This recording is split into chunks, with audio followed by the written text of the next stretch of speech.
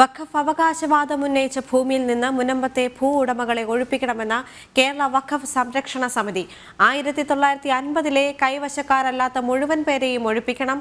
പുനരധിവാസ പദ്ധതികൾ ആലോചിച്ച് നടപടികളിലേക്ക് കടക്കേണ്ടത് സർക്കാരാണെന്നും കേരള വഖഫ് സംരക്ഷണ സമിതി പറഞ്ഞു. മുനമ്പത്തെ വഖഫ് സംസ്ഥാന സർക്കാരിൽ നിക്ഷിപ്തമാണെന്നും അവിടെ താമസിക്കുന്നവരെ പുനരധിവസിപ്പിച്ച് ഭൂമി തിരിച്ചുപിടിക്കണമെന്നുമാണ് കേരള വഖഫ് സംരക്ഷണ സമിതിയുടെ ആവശ്യം. വഖഫ് പ്രശ്നത്തിൽ ഉൾപ്പെട്ട 610 കുടുംബങ്ങൾ മുനമ്പത്തില്ലെന്നും 200-ലധികം വീടുകൾ മാത്രമാണുള്ളതെന്നും കേരള വഖഫ് സംരക്ഷണ സമിതി ഭാരവാഹികളായ മുജീബ് റഹ്മാൻ, അഡ്വക്കേറ്റ് അലിയാർ എന്നിവർ വാർത്താ സമ്മേളനത്തിൽ പറഞ്ഞു. ഗവൺമെന്റ് പ്രോപ്പർട്ടിയിൽ എൻക്രോച്ചേഴ്സ് വന്നാൽ ഗവൺമെന്റ് എന്ത് ചെയ്യും? അത് ചെയ്യണം. നിസാർ കമ്മീഷൻ വഖഫാണ് കണ്ടെത്തി. സബ്സിക്വന്റ് 2019 അത് വഖഫ് ബോർഡ് രജിസ്റ്റർ ചെയ്തു. രജിസ്റ്റർ ചെയ്ത നമ്പർ ഇട്ടുണ്ട്.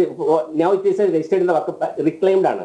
So it is now it is vested in the Waqf board. ഇപ്പൊ വേണ്ടത് സർക്കാരിന്റെ കയ്യിലുള്ള പ്രോപ്പർട്ടിയാണ്. വെസ്റ്റഡ് ഇൻ ദ സർക്കാരിൽ വെസ്റ്റഡായ പ്രോപ്പർട്ടിയിൽ വന്ന കുടിയേറ്റക്കാരെ സർക്കാർ മാന്യമായിട്ട് പുനരധിവസിപ്പിക്കണം. എന്നിട്ട് അതിന്റെ നഷ്ടം ഇവരിൽ നിന്ന് ഈടാക്കണം. അപ്പോഴേ ഇവർ ഈ പറഞ്ഞ സമുദായം ഇവിടെ നമ്മളെ സംബന്ധിച്ചിടത്തോളം നീതി നടപ്പാക്കപ്പെടുകയുള്ളൂ. മുനമ്പം വിഷയത്തിൽ ക്രൈസ്തവ സഭാധ്യക്ഷന്മാരുടെ പരാമർശങ്ങൾ പലതും ഇതുവരെ കേട്ടുകേൾവിയില്ലാത്തതാണ്.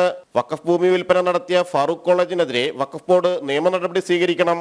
സ്വകാര്യ കുത്തകകളും റിസോർട്ടുകാരുമാണ് വഖഫ് ഭൂമി കയ്യേറിയിട്ടുള്ളതെന്നും വഖഫ് സംരക്ഷണ സമിതി ആരോപിച്ചു. ജനം, കൊച്ചി.